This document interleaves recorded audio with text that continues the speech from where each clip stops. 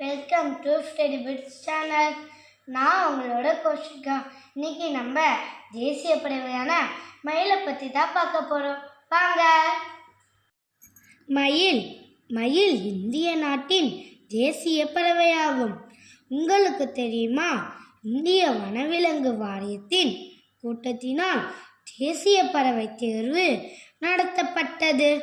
இந்த தேர்வு பட்டியலில் சாரசு கொக்கு, செம்பருந்து, கானமயில், அன்னப்பறவை ஆகியவை போட்டியாக இருந்தன.